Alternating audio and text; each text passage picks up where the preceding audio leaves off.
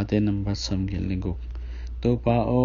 ke he phe hoi in chimo ka hi manin nabil hongat in la hong dong in mi hoi ka hi manin ke hong ke min nang ma hong muang nana sem pa hong honin nang pen kapasian na hi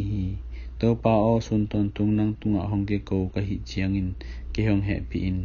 to pa o nang ma tunga thu hong ngen ka hi manin nana sem pa hong ki pak sakin ba hang hiam chi le to pa o nang ma hoi in mo na na mai saka hongen te khem pe tunga I na kip tampi na ni hi to pa o kathunget na hongza in la thuma ka ki ko na honga in ke hong dong na hi manin ka hak sat thun chiang in nang ma tunga kongen hi to pa o pasien te la ka nang to ki bang ko ma omlowa nang ma sep bang ko ma in sem te lo hi to pa o na bo sa minam khem pe hong pa in namaya hong kon dinga nang ma min hong phat ding hi ba hang hiam chi le nang ma lianin nalam dang te na bola nang bek pasian na hi to pa o nang tunga hong thu manin nalam pi ka zui the na ding in ke hong hilin la nang ma min aza tak te to kalung simpum khat hong hi sakin to pa ka pasiano kalung sim khem pe to nang ma tunga kalung dama namin katang sangin nge ding hi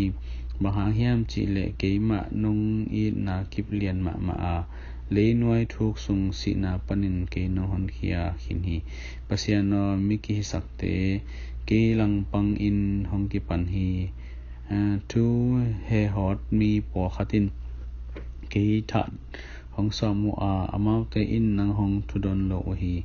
ai hangin to pa o nang pen a he pi the adik pasien na hi ya he hakin in na kible tumana to akidim na hi ke lama hong ki he in la ke hong he pi in nana sem pa tha hat sakin la nana sem nu me ta pa hong hon in to pa nang ma in ke hong hu in nong tha khau sang na hangin ke hong wada te in mo in azza huai na ding in ke ma tunga na mai pha hong lakin isim phela sa tu tung tan chalin ta pan tu bang pia hen amen